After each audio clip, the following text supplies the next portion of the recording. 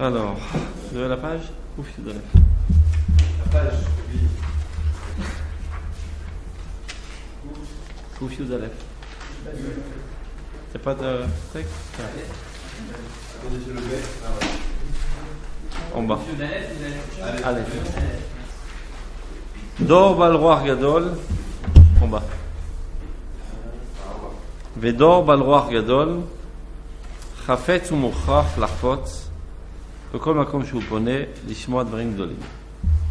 Une grande génération avec un esprit grand et élevé désire et a besoin de désirer dans tous les sens dans lesquels il se tourne d'écouter des choses grandes. C'est-à-dire il ne peut pas se contenter d'écouter de la petitesse, ça l'exaspère. Et qu'est-ce que ça veut dire d'écouter des choses grandioses? Tu m'envoies un SMS? Oui, justement, pour dire que je suis Que tu es là? Allez. Ah, mais attendez. Je te réponds. Top. Qu'est-ce que j'entends par là, dit le Rav, quand je dis des choses grandioses? Ikar agdula shel advarim, shiyu mesuyamim ou mevurarim, im godlam, rorfam ve'ekefam. L'essentiel de la grandeur des choses, c'est qu'ils soient d'abord et avant tout bien définis et bien clairs, avec toute leur grandeur et toute leur largeur. Il ne suffit pas, quand tu fais un Dvar Torah, d'émettre toutes sortes de sources qui ne mènent à rien. Très souvent, je rencontre ça, il reste 10 minutes pour Mincha, alors on dit au rabbin, tu peux dire quelque chose pour meubler? Il n'ose pas dire pour meubler, mais en fait c'est pour meubler le temps. Et bien lui, il réagit exactement de la même manière, il meuble. C'est-à-dire il meuble. Et bien il émet toutes sortes de choses. Un pasouk, une vara, un truc. Mais il n'y a aucun fil conducteur. À vrai dire, rien n'a été enseigné. Il n'y a aucun message qui n'a été dit. C'est comme si c'était de la mystique. De dire toutes choses de formule magique, avec une fée, une baguette de fée, en espérant que les choses vont changer de la sorte. La Torah, c'est pas de la rigolade. C'est pas de la clownerie. Un minimum de kavod envers la Torah, c'est de l'enseigner au moins qu'on puisse dire, au même niveau qu'on enseigne un cours de maths. Imagine qu'un prof de maths, il débarque dans la classe, il n'a pas préparé le cours, il ne sait même pas de quoi il s'agit. Il commence à parler. Après 3 secondes, les élèves vont se rendre compte qu'il dit n'importe quoi. Donc on s'est agité la classe, et jeter des clairets, jeter des tables, et hurler, etc., etc. Et à juste cause. Et bien la Torah, ça doit être au moins pareil, si ce n'est plus. Parce que les maths, c'est sympa, mais c'est une science humaine. Alors que la Torah, ça vient de Dieu. Donc un minimum d'effort, un minimum de concentration et de sérieux avant de l'aborder. Et de savoir que la Torah, c'est un enseignement d'abord avant tout. Ce n'est pas un acte religieux d'étudier la Torah.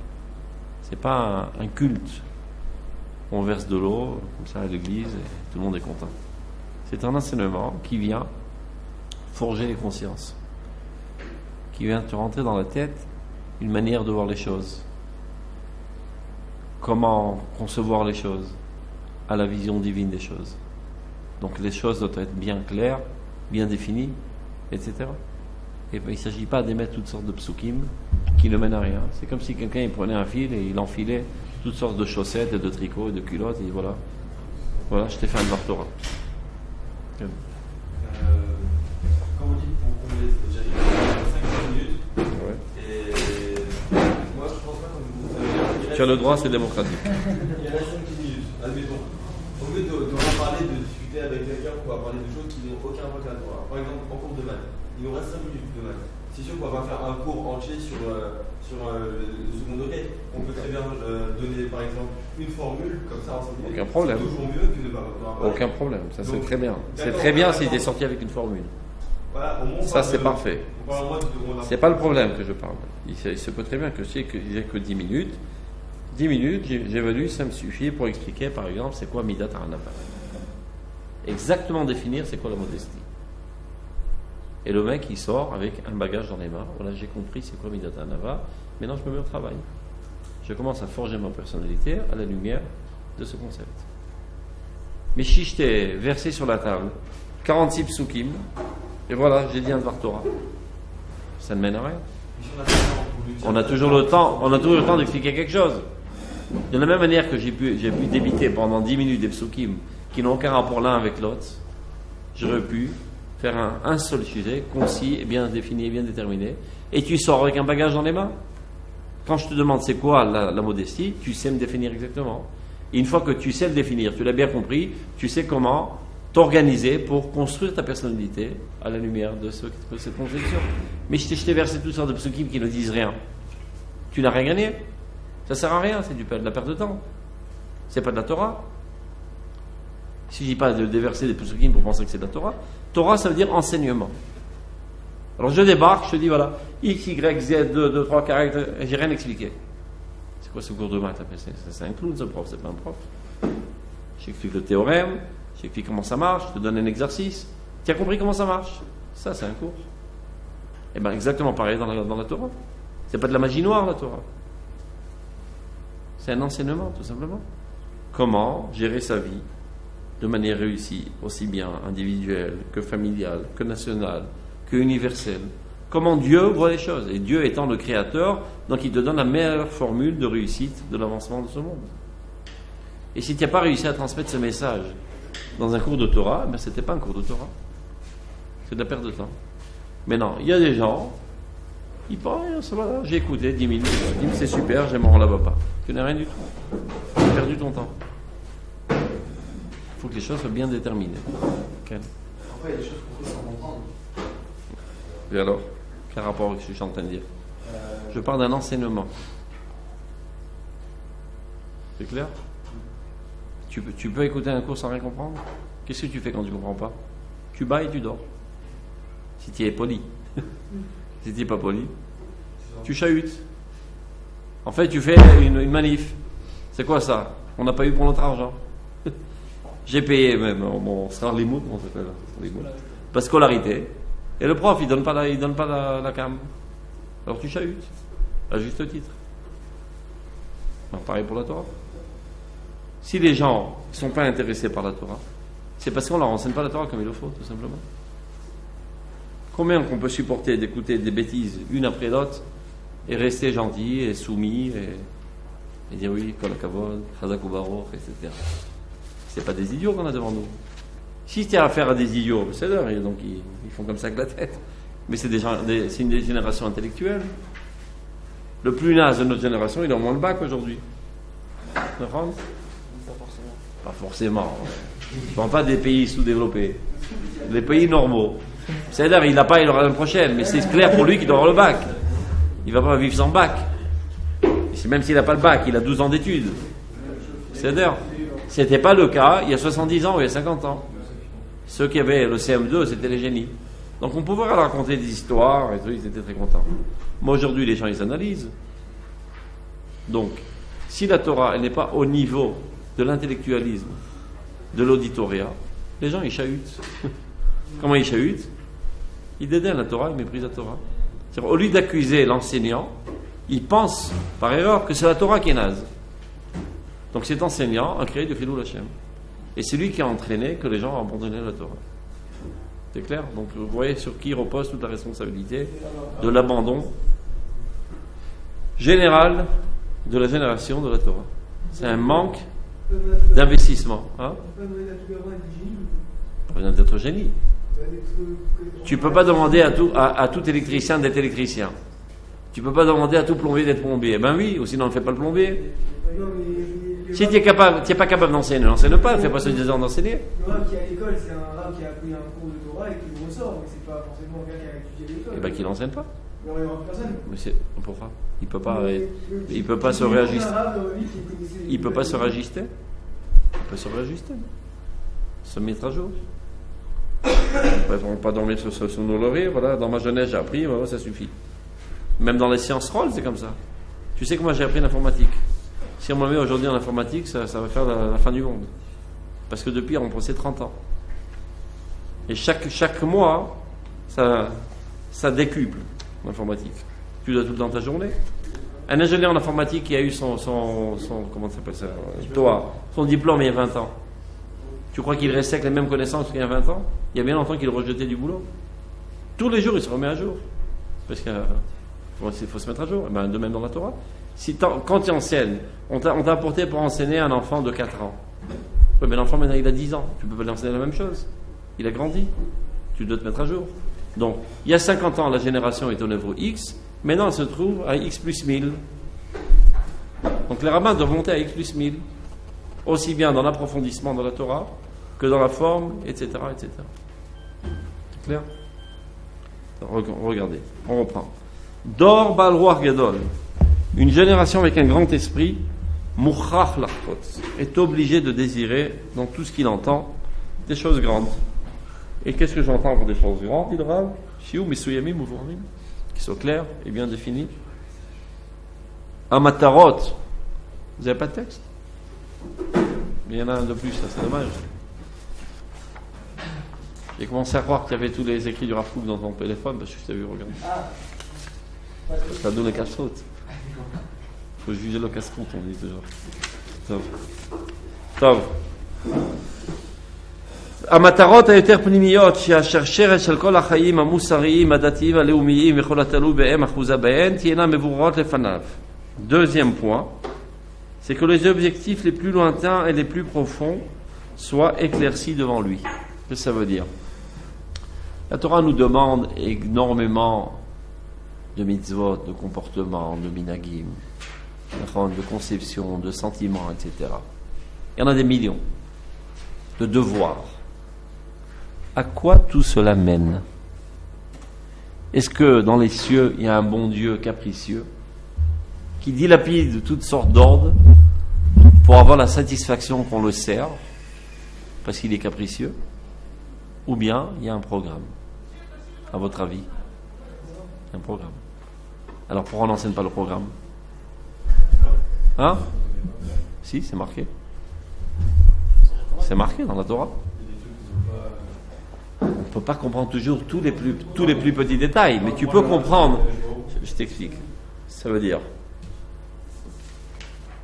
je peux t'expliquer, une voiture, ça sert à rouler. Ça tu comprends? À te transporter d'un endroit X à un endroit Y. Mais non, est-ce que tout le monde est capable de comprendre comment ça marche exactement à l'intérieur du moteur, les pistons, etc. Théoriquement, oui. Oui, bien sûr, si tu es de professionnalisme dans le domaine, finalement tu le sauras. Mais pour l'instant, je peux te donner déjà les grandes lignes.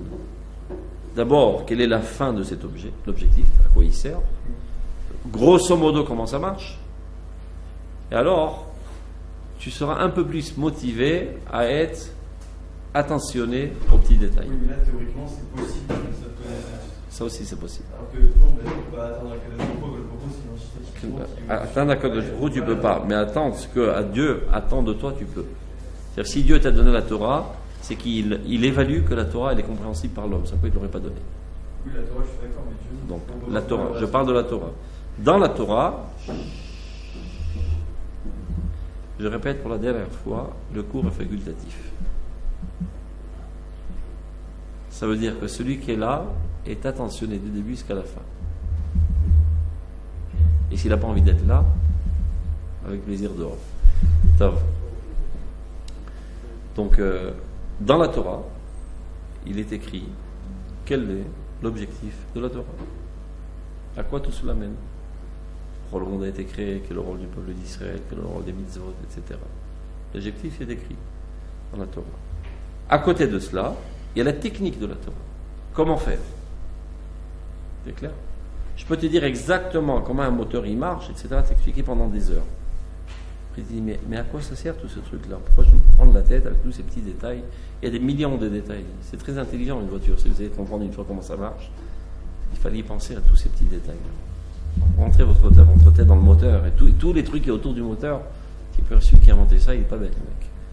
Mais à quoi ça sert d'apprendre tous ces détails? C'est pourquoi une voiture? Ah, c'est pourquoi la voiture? Ben, c'est pour te transférer de Jérusalem au Golan. Ah, c'est sympa le Golan.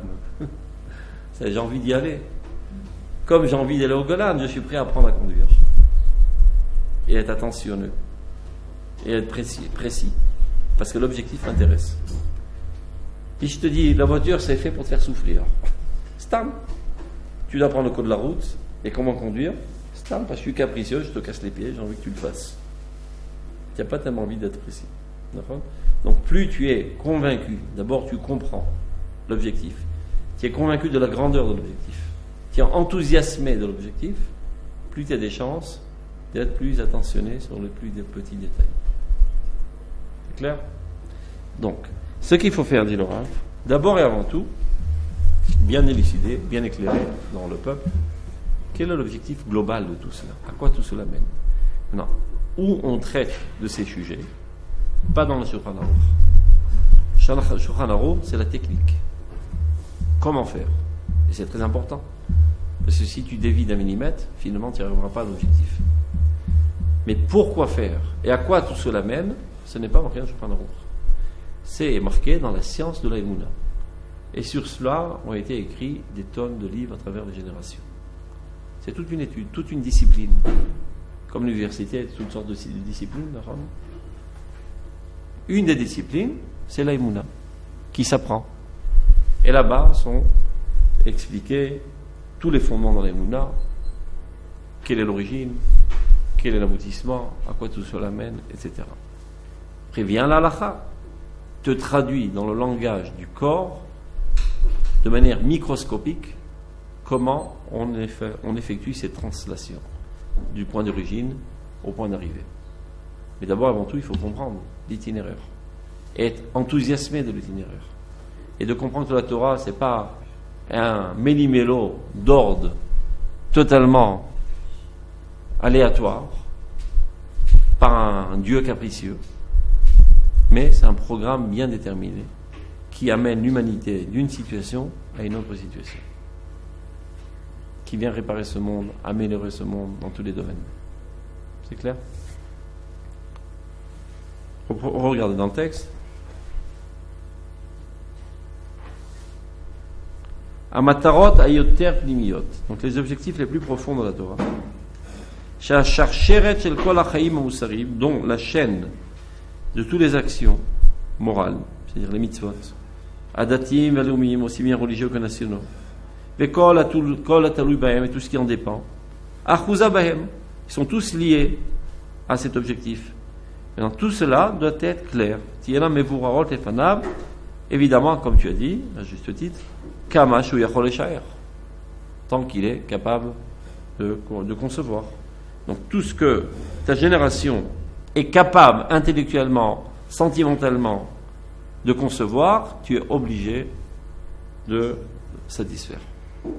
Et tu ne peux pas te permettre de laisser ta génération insatisfaite de ses besoins intellectuels, idéaux, etc. Hein ? Le Rav Kook s'adresse aux leaders du peuple d'Israël, aux Talmidei Chachamim. On le prend pour nous, ça ? Hein ? On le prend pour nous ? Mais évidemment, parce que vous êtes les prochains rabbins de la génération à venir. C'est pas pour un que j'ai venu à l'Yeshiva. C'est pas pour glander pendant 4 ans. C'est pour des leaders. Peut-être qu'un d'entre vous sera le grand rabbin d'Israël, et l'autre Rosh Yeshiva, et l'autre sera ingénieur en informatique, mais aura une influence morale et religieuse sur son environnement. Et donc, les gens dans ton entourage te poseront des questions. Et si tu restes idiot sans répondre, c'est dommage. Si tu dis c'est comme ça, je sais pas, le bon Dieu il veut. Monsieur le rabbin, pourquoi on fait les mitzvot ? Monsieur l'ingénieur qui avait une barbe et des petites cils dehors, vous pouvez m'expliquer pourquoi vous avez ces fils là sur le pantalon ? Je sais pas, ma mère m'a dit de les mettre, mais casse pas les pieds. Alors tu les gardes pour toi, tes idioties. Donc tu es un leader. Tout religieux est un leader. Parce qu'il est entouré de non-religieux qui ont une soif de connaissance. Tu réponds comme il le faut, ils adhèrent. Tu réponds une idiotie, ils s'écartent. Donc c'est pour toi. C'est clair ? On est tous des rabbins. Chacun à son niveau. Il y a Saré à la file, Saré à Sarot, Saré Meot. C'est clair ? Qui a levé le doigt ? Oui. Faites pas la guerre. La politesse française. Ah, je vous en prie, monsieur. Tant pis, après, personne. Alors ? Est-ce qu'il y a une réaction concrète il a fait quoi le Rav Kook après ça ? Une réaction, que ça veut dire ? Il a fait quelque chose, il a agi. Qu'est-ce que tu entends par agir ? Parce que, de ce que j'entends ici, c'est qu'il se passe quelque chose de grave et qu'il dénonce ce qui est. Il dénonce et il donne la solution. Il donne la solution. Est-ce que son livre il était lu à l'époque? Son livre a été écrit à l'époque et est resté totalement incompréhensible. Incompris. Mis à part quelques génies, comme son fils, le Rav Nazir, encore une dizaine de personnes. Comme toutes les révolutions, ça commence par un petit cercle. Dès lors, ça a commencé à se propager. Aujourd'hui, on peut dire qu'il y a environ quelques centaines de milliers de personnes qui sont influencées de cette école de pensée. C'était totalement nouveau. Des concepts totalement nouveaux qu'on n'a jamais entendus. Nouveau, ancien. C'est-à-dire ancien, tellement ancien qu'on l'avait totalement oublié, il a remis ça sur la table. Parce que ça puise des secrets de la Kabbale. Il y a des sources. C'est quoi les secrets de la Kabbale en fait? C'est un secret, ce qu'on entend dire. C'est-à-dire un secret. C'est quoi les sodotes de la Kabbale? Les sodotes de la Kabbale, ça ne veut pas dire chut, il n'y a personne, top secret. C'est-à-dire c'est des choses qui sont prématurées. Je donne un exemple. C'est un petit enfant de 4 ans, de 3 ans. On lui explique comment ça marche la reproduction. Pour lui, ce sont les secrets de la Kabbale. Et ça risquerait de l'ébranler et de le traumatiser. Mais si à 18 ans on ne lui explique pas, on est des criminels. Parce que maintenant c'est plus de la Kabbale pour lui, c'est du pshat. Parce qu'il doit se marier. C'est clair? Une notion prématurée est secrète. Mais quand on est en train de vivre cette époque, dont la nourriture spirituelle est biduque celle-ci, ce n'est plus un secret. Donc le temps est arrivé de divulguer. C'est Chachamim, voyant qu'on allait sortir en exil pendant 2000 ans, et que la nourriture qui était adéquate à l'époque, quand on était un peuple normal sur notre terre, avec notre honneur et notre royaume, etc., et on était au centre de l'intérêt universel, c'est une certaine nourriture. Mais quand on va sortir en exil pendant 2000 ans, on va être des moins que rien, des fourmis, qui vont se soucier que de survivre. Cette nourriture est une surnourriture, inadéquate. Qu'est-ce qu'ils ont fait? Ils ont rentré ça dans un coffre-fort. Ils nous ont donné des petites capsules microscopiques pour nous faire survivre. C'est la Torah de Chutz La'aretz. C'est-à-dire de la véritable Torah qui existait avant ton exil. Chachamim ont fait une miniaturisation de la Torah adéquate à notre existence catastrophique. Parce qu'en fait, c'est quoi l'exil? Je répète pour la 100 000 fois, mais c'est pas grave. Imaginez le peuple d'Israël comme un homme vivant, bien vivant et joyeux, etc. Un jour, il est mort. Il est mort. C'est-à-dire qu'il est mort, c'est-à-dire que son âme est remontée au ciel. Non seulement son âme est remontée au ciel, le corps qui reste, on l'effrite en petites miettes, au niveau moléculaire, et on disperse aux 4 coins du monde. C'est comme ça que tu as atterri à Paris, l'autre en Chine, l'autre au Canada, etc.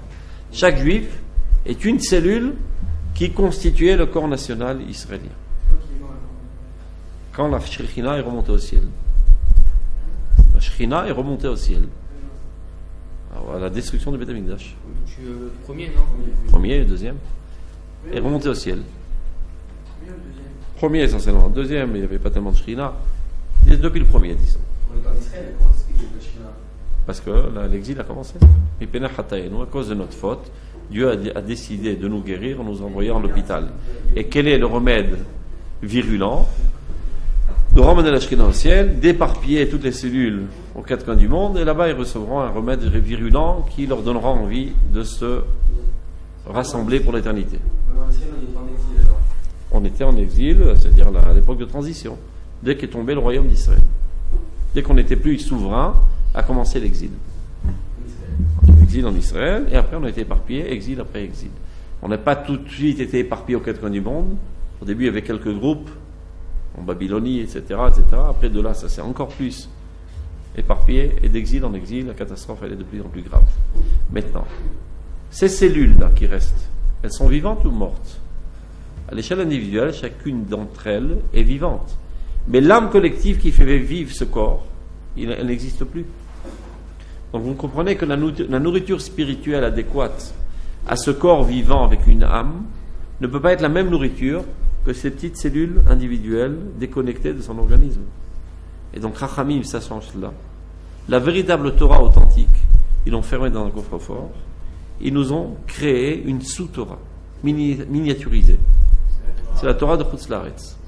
Mais Shenecha Beit Hamikdash, En lo lakadosh hu be'olamo, ela arba amot shel halacha. Depuis que le Beit Hamikdash a été créé, qu'est tombée notre souveraineté nationale et que notre centre cultuel a été disloqué, qui était qu'un symptôme du fait que la nation était morte, Dieu n'a plus dans ce monde que les 4 coudées de l'halakha, un comportement individuel, qui est une formule extraordinaire, merveilleuse, divine, pour faire en sorte que cette cellule continue de survivre, envers et contre toute chance. Et miraculeusement, ça réussit. Maintenant revient le temps du rassemblement des exilés. Et voilà, toutes sortes de cellules qui arrivent. Une cellule avec une tranche de pathos, l'autre américain, un italien, hop, ils reviennent tous. Et le corps se reforme. Et la Shekhinah réapparaît. Donc on ne peut plus donner la même nourriture qui était adéquate seulement à cette cellule pour la faire survivre, à ce corps qui reprend toute sa vie, qui commence à agir et s'épanouir, etc. C'est une sous-nutrition. Donc, Akadosh Baruch Hu envoie des Gdolei Israël qui, au fur et à mesure, ouvrent le coffre-fort et tirent de la nourriture adéquate. Ça a commencé depuis la Tkoufa de la Chassidut, le Baal Shem Tov, qui a commencé à dévoiler Torah Tarazim dans un certain style adéquat au début de la tchouka, du désir à retourner à Tzion. Le Baal Shem Tov, selon la Haggadah, c'est qu'il a rencontré le Messie. Il lui a demandé quand est-ce que monsieur viendra. Donc le Baal Shem Tov, c'est un mouvement messianique qui ramène le peuple d'Israël sur sa terre. Donc, en route vers Eretz Israël, c'est-à-dire en route vers notre renaissance normale, on commence déjà à ouvrir le coffre et réapporter de la nourriture plus consistante. Mais c'est encore en exil. Aujourd'hui, en arrivant en Eretz Israël, on revit Mamash. Donc il faut tirer encore d'autres manotes, des portions de nourriture plus adéquates. C'est ce que fait le Rav Kook. Donc le Rav Kook nous élabore toute une chita, comment remettre sur pied la nation d'Israël qui revit à la lumière de la volonté divine. Comment il fait le pays, la nation, l'État, etc. etc. Je sais pas pourquoi le Rav Kook, c'est pas accessible, pourquoi il n'y a pas un texte qui est plus adéquat à la compréhension de la population. C'est accessible, ça veut dire quand tu es au niveau X et on te propose X plus 1, tu restes étonné, tu ne comprends pas de quoi il s'agit. Mais avec un petit peu d'effort, tu te hisses à X plus 1. Si je te donne le même X, donc tu fais du surplace. C'est clair? Le rôle de l'enseignant, ce n'était pas de te rabâcher les choses que tu connais déjà, mais d'enseigner des nouvelles choses. Maintenant, quand tu rencontres la nouvelle chose, dans un premier abord, tu ne comprends rien. Donc les plus intelligents dans la classe comprennent, après qu'on rabâche 10 fois, les un peu moins intelligents comprennent, on rabâche 100 fois, un peu moins intelligents comprennent, finalement tout le monde comprendra. Donc, il a apporté un nouveau message, qu'en fait, qui n'est pas un nouveau message, c'est un très antique message qui a été dissimulé, enfui dans la Torah de la Kabbale. Et il remet ça sur la table, mais de manière claire, pas dans un jargon, une terminologie mystique, dans un langage clair. C'est-à-dire, lui, il a compris dans les termes authentiques de la terminologie de la Kabbale, il a compris quelles sont les pensées qui y sont véhiculées, il les a traduits dans un hébreu simple. C'est clair? Pour moi, le faire plus progressivement pour que tout le monde comprenne, ça aurait pu éviter des événements historiques qui ont été un peu. Ça aurait pu quoi? Éviter des événements historiques qui ont été horribles pour le peuple. Comme? Je sais pas, peut-être que si tous les juifs à son époque ils auraient pris conscience, il se donnerait un but plus concret et fondre et plus. Eh bien, il y en a plein qui ont essayé. Par exemple, tu sais bien que bien avant la Shoah, énormément de Talmidei Chachamim ont essayé d'éveiller les consciences, de retourner en Eretz Israël, mais le peuple est resté sourd. Comme le Chafetz Chaim, par exemple, qui Betzion Tiepeleta, il avait prévu. Le sauvetage ne sera qu'à Tzion. Même le Grand Levin, là, Germania, il est marqué dans le Gemara. Il est marqué Germania. Sortira une catastrophe de l'Allemagne. Et c'est pour ça qu'il a envoyé ses élèves déjà en Eretz Israël pour préparer le terrain. dans l'esprit de vouloir attirer tout le peuple. Mais les gens étaient ancrés en exil. Ahavti et Adoni. Ils sont amourachés de leur maître, Goy. Herzl, qui était aussi un envoyé divin, pour un langage plus laïque, qui était la quasi-totalité des Juifs à l'époque. Peu l'ont écouté au début. Ils l'ont même pris pour un fou. Ses plus proches amis l'ont pris pour un fou. Il avait des amis intimes. Quand il leur a proposé la Choveret, il a écrit son premier cahier, Medinat Yehudim. Il a porté ça, c'est son ami intime. Il a tout lu avec intention. Il a enlacé de suite. On y va. On va chez le psychanalyste. Mais sans aucune ironie. Avec amour profond. Il a pris pour un fou. C'est quoi cette histoire? On est là, on est en Autriche. Nos parents étaient en Autriche, nos grands-parents étaient en Autriche, nos petits-enfants sont en Autriche. Pour l'éternité, on sera en Autriche. Quoi cette histoire? Ces idées saugrenues là. D'aller en Palestine. Qu'est-ce qu'on va faire en Palestine? C'est une terre de mort, il n'y a rien à faire là-bas. Ça leur apparaît totalement utopique. Dit le Rav Kook, il y a un Mahamar dans Mahamaré Riyah qui s'appelle Mahamar HaShofarot.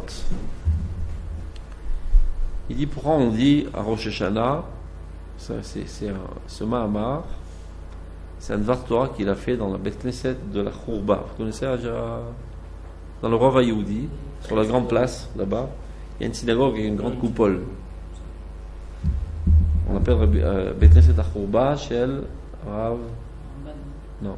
C'est sur le Ramban, Rabbi Achassid, Rabbi Oda Achassid.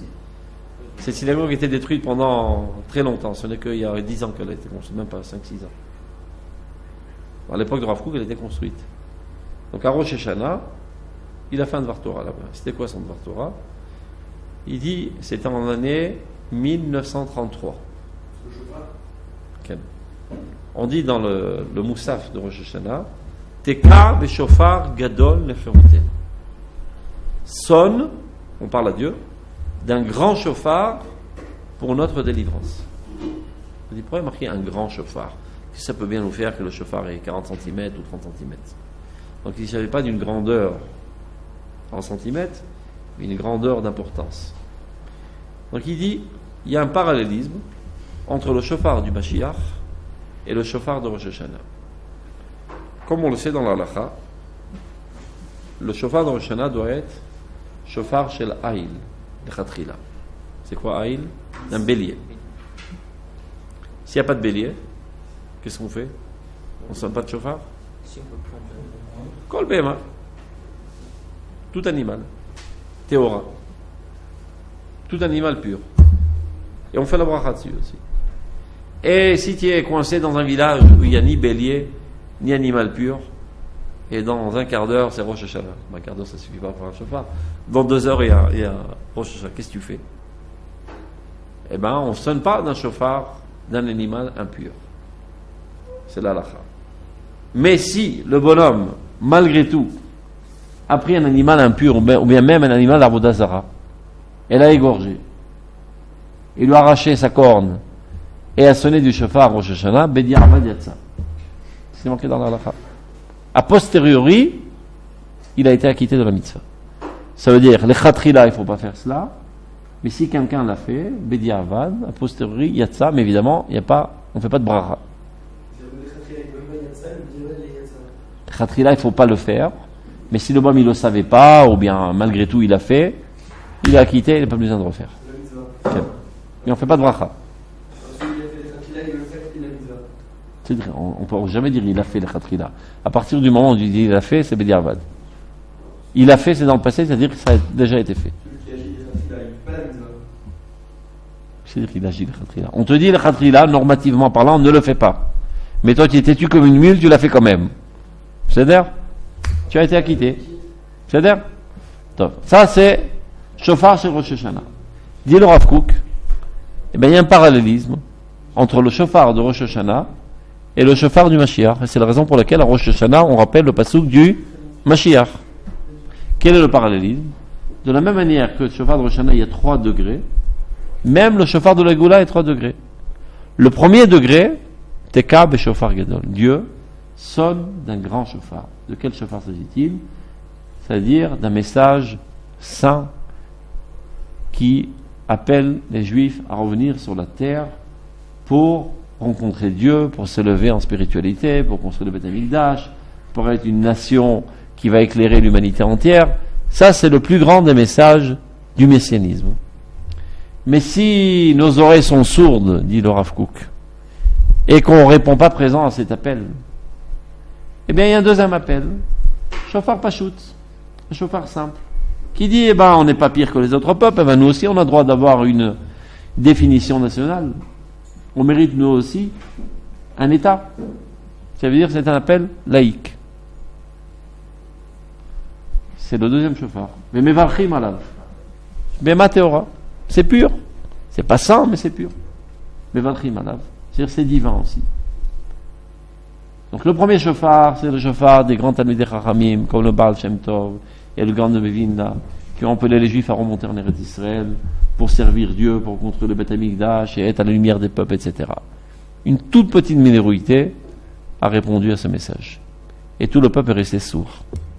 Après vient un deuxième shofar, avec un appel laïque. Et bien nous aussi, on veut un État comme les autres peuples, etc. C'est Herzl. C'est pur, c'est pas saint, c'est pur, mais Vachim. On fait une bracha. On aurait préféré le premier shofar, mais il vaut mieux ça que rien. Dit le Rav Kook. Si au premier shofar on n'a pas entendu, et au deuxième shofar non plus on n'a pas entendu, on est resté sourd, alors vient un shofar de Behema Temeha, d'un animal impur, et qui nous sonne dans les oreilles de toutes ses forces, le shofar de Hitler. Il écrit ça en 1933, avant la montée de Hitler au pouvoir. Dans le Mamareria, Mamara Shofarot, en 1933. À l'époque, Hitler était, comme aujourd'hui, plus ou moins Le Pen, un député dans le Parlement, qui commençait à parler de manière antisémite, comme ça. Donc ils avaient prévu, les grands Talmidei Chachamim, qu'il allait avoir une catastrophe. Et les gens faisaient la sourde oreille, comme aujourd'hui en France d'ailleurs. Les Juifs font la sourde oreille. Les Juifs font la sourde oreille, et ils sont encore plus abasourdis par les leaders de communauté qui disent non, tout est pour le mieux dans le meilleur des mondes, ça va passer, c'est un événement qui va vite se calmer. Et même un rabbin qui a osé dire il n'y a pas plus heureux qu'un Juif français. Je le mettre. Il dit il n'y a pas mieux qu'un Juif français dans le monde. Et les Juifs français, quand ils montent en Israël, ils ne sont pas heureux. Tu te rends compte de l'audace de faire la médisance au Eretz Israël?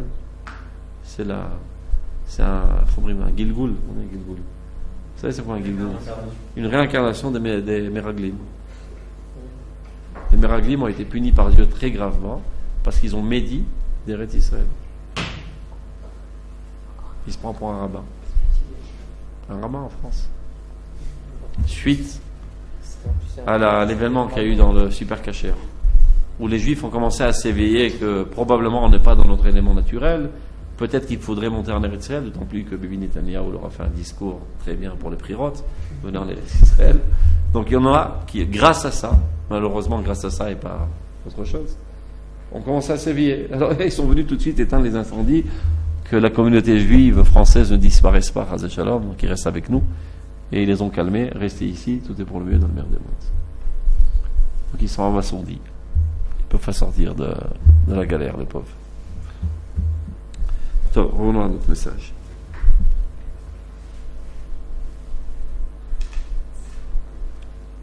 Uma shelo yuchal hagia ou levarer, et les choses que la génération ne pourra pas comprendre parce que c'est trop haut, c'est ce que tu as dit, et pas toutes choses on peut comprendre. Au moins une connexion sentimentale, d'essayer de l'enthousiasmer, de demander plus ou moins une adhération au rayon. Les manim sachaim ilvavo, beziv, godlam, vehadaram, avec toute leur splendeur.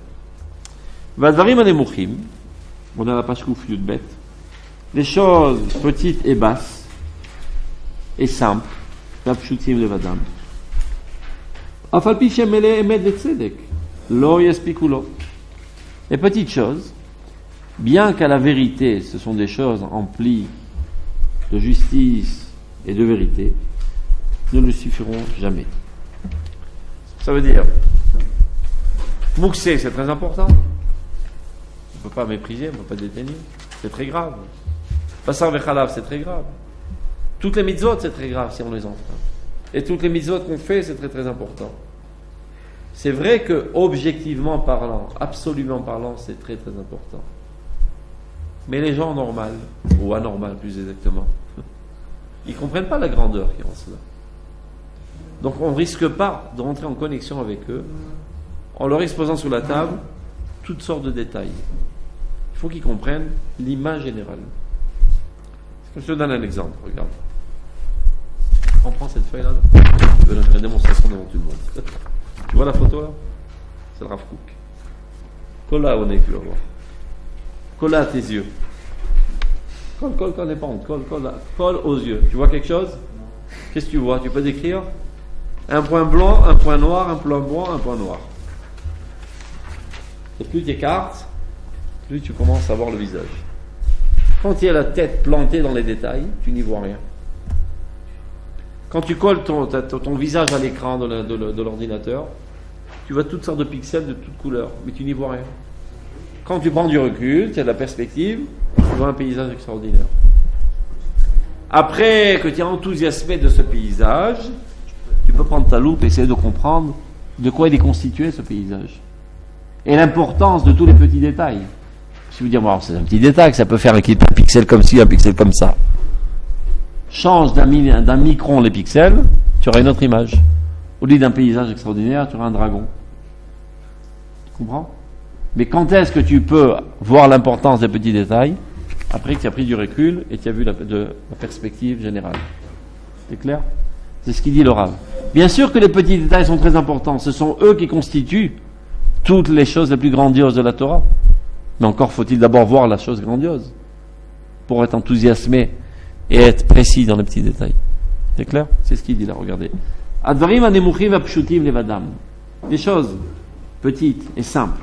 Afalpi shem emet, bien qu'elles sont emplies de vérité et de justice, lo yaspikulo, en aucun cas ne pourrait le satisfaire. Lo imsabem manoar. Vedor shebekoach yesh lo rav ou befoal lo klum doresh arbe. Et donc c'est là toute la tragédie. Une génération qui au niveau du potentiel, elle a énormément, elle a un besoin intense, et de fait on lui propose presque rien, mais évidemment qu'il est tout le temps assoiffé, il est tout le temps affamé, il ne sait pas quoi faire. Umina mukhan biyado meuma, rien ne lui est proposé sur l'étalage. אי אפשר להצילו מרעתו להעמידו על דרך חיים הנכונה כי אם במה שנדבר עמו מכל ניסה ונשגב. C'est-à-dire la seule solution pour le sauver, pour le ramener sur le droit chemin, c'est en lui parlant des choses les plus grandes et les plus hautes. Tu dis mais quel rapport? Il a les deux pieds dans la touma, il va pas être attentif à ton message. Tu fais grosse erreur. C'est exactement le contraire. Il a les deux pieds dans la touma parce qu'il n'a pas reçu de grand message. Et non pas le contraire. Tu dis comme il a les deux pieds dans la prostitution et dans la drogue et dans le vol et toutes sortes de saletés, donc il risque pas de comprendre. C'est exactement le contraire. Comme il n'a pas été satisfait par ses besoins intellectuels, ses besoins idéaux, par manque de goût à la vie, il est allé chercher plaisir dans des choses bas et viles. C'est-à-dire quand tu vois souvent un adolescent qui se laisse aller dans les choses les plus viles, c'est pas parce que c'est quelqu'un de bas et de vil, parce qu'il cherche un plaisir. N'ayant reçu de plaisir à un niveau haut, parce que personne ne lui a proposé, tel qu'il est capable, il est allé chercher des plaisirs bas et sales. C'est un grand potentiel, hein, comme ça. Très grand potentiel, très grande dénivellation. Et ça crée une crise terrible. Une crise terrible. Quand tu vois un adolescent qui se comporte comme un monstre, c'est pas parce qu'il est mauvais. C'est parce qu'il était frustré. Il avait énormément d'aspirations qui n'ont pas été comblées. Hein? Pas tous, tu as raison. Tu as raison. Il y en a qui gardent encore. C'est des Cosaques. Tu as raison. Mais la quasi-totalité, oui. Parce que chercher le bonheur, c'est légitime. C'est pas un luxe. C'est pas de la gâterie de chercher le bonheur. C'est légitime. L'homme n'a pas été créé pour souffrir. pour mortifier la chair, comme disent nos crétins.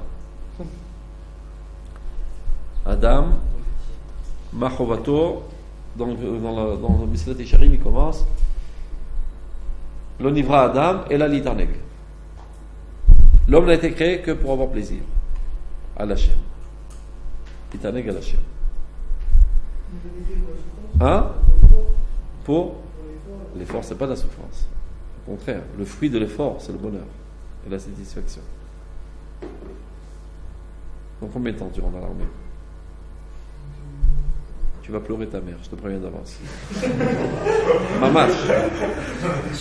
Mamache, je te préviens, tu vas pleurer ta mère.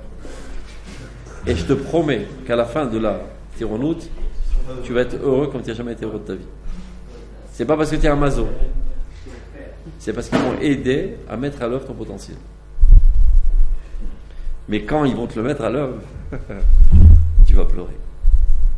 Ils vont te demander des choses qui te paraissent impossibles. Mais c'est quoi cette crapule de ma paquette? Qu'est-ce qu'il veut de ma vie? Laisse-moi vivre. Il te presse comme un citron. Il te sortira tout le mitz. Et après, tu seras content.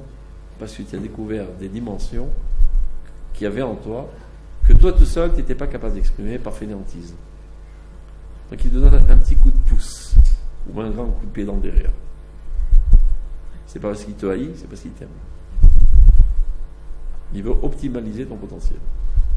Donc, quand la Torah nous dit, Adam la Hamal Yulad, ça veut pas dire que la Torah est sadiste et veut forger des mazos. L'homme est là pour s'efforcer. Et plus il s'efforce, plus il réussit à optimaliser son potentiel, à exprimer son potentiel, plus il est heureux. Regarde sur toi-même. Un jour où tu as glandé ou tu as rien foutu, à la fin de la journée, tu es crevé de fatigue. Un jour où tu as travaillé comme un forcené, tu es frayé d'espoir. Si c'était une activité qui t'intéresse, évidemment, qui te donnait satisfaction. Donc tu vois que ça n'a aucun rapport, le bonheur avec l'effort. Au contraire, plus il y a de l'effort et une réussite d'expression de ton potentiel, plus il y a bonheur. Maintenant, ton âme, elle a un potentiel extraordinaire. Elle se sent accomplie quand elle s'exprime. En quoi elle s'exprime? Quand tu manges un sandwich, elle est sympa avec ton corps, mais disons que c'est pas exactement sa carte, le sandwich. Mais quand tu as fait un acte empli de mashmaout, de sens, un acte qui a un impact sur l'éternité, elle jouit ton âme. Mamash.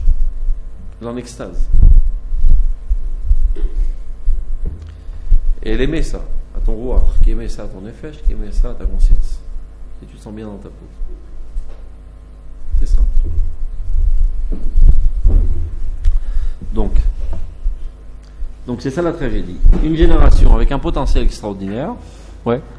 Tu fais 5 études. Ouais, moi je n'arrive pas à comprendre le rapport entre quand on dit avoir un plaisir dans la Torah, c'est-à-dire étudier et en tirant plaisir. Étudier, faire l'armée, construire Israël, donner à manger aux pauvres, aider l'orphelin et la veuve. Ouais. Toutes les bonnes actions. Et comparer au plaisir de quelqu'un qui mange un sandwich, qui non, c'est pas pareil. C'est par manque de possibilité de t'exprimer qui t'aurait donné satisfaction et plaisir. Donc tu cherches un autre plaisir. C'est aussi un plaisir. Quand tu manges un sandwich, tu es content, non? Il n'y a rien de mal à manger un sandwich. Il n'y a rien de mal. Mais tu es content quand même. Et qu'est-ce qui est plus important, de manger un sandwich ou de donner un sandwich à un pauvre malheureux? Hein? Faire? Moite-moite. Et tu kiffes. Tu sais que quand une maman donne la soupe à son bébé, à chaque cuillère qu'elle lui rentre dans la bouche, elle fait elle a plus plaisir que lui. C'est pour lui donner envie aussi. Non, elle. Je sais pas si quand il entend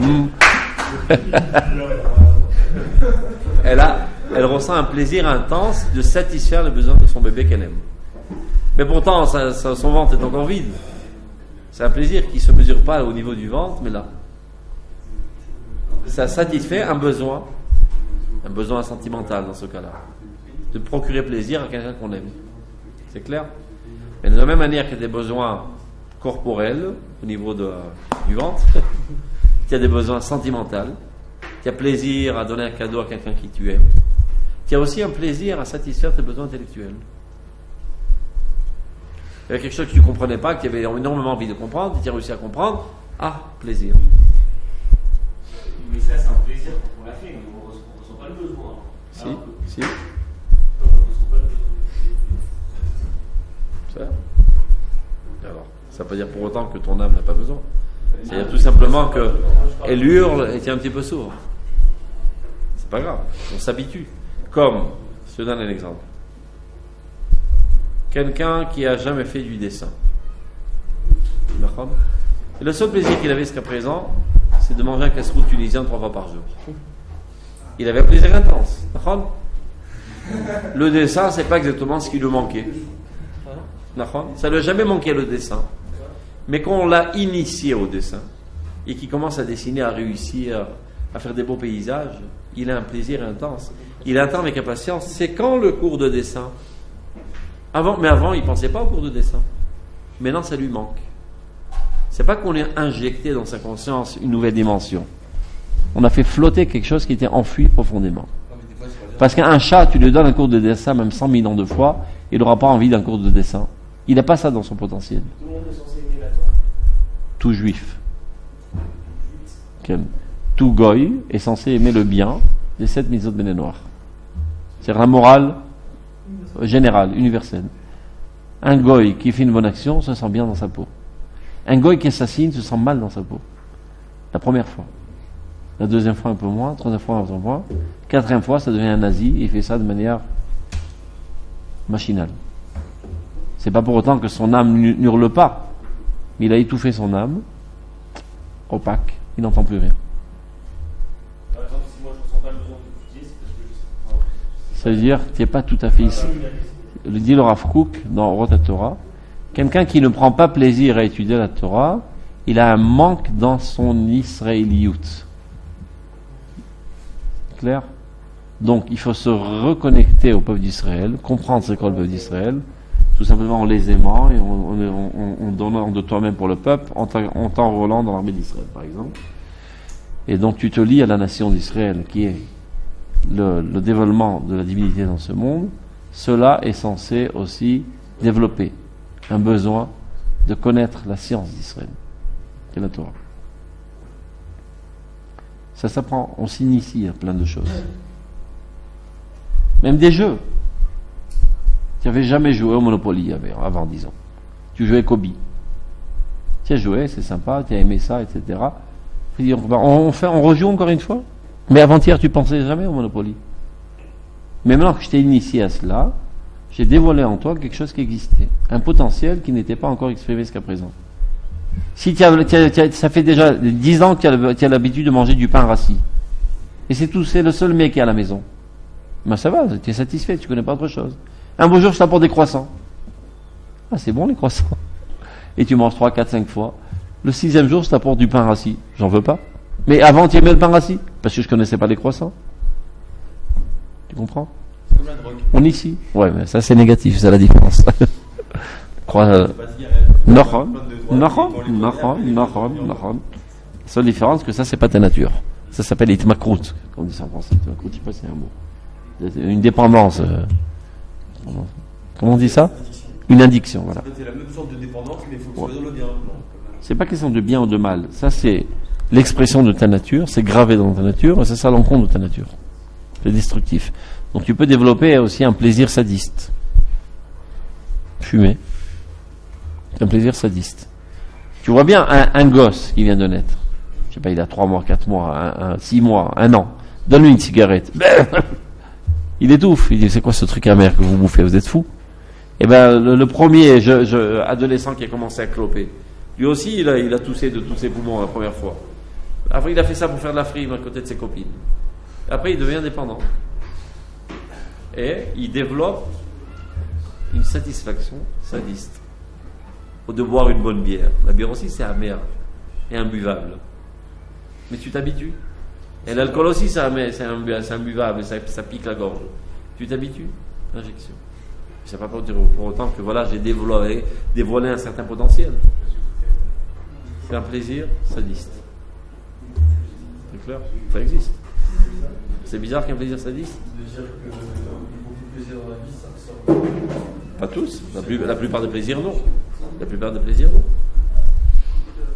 Il y a quelques plaisirs sadistes. Freud en parle énormément. L'envie de la mort. Tov, continuons. Continuons presque. On progresse très vite là, super. Tov, ne continuons pas.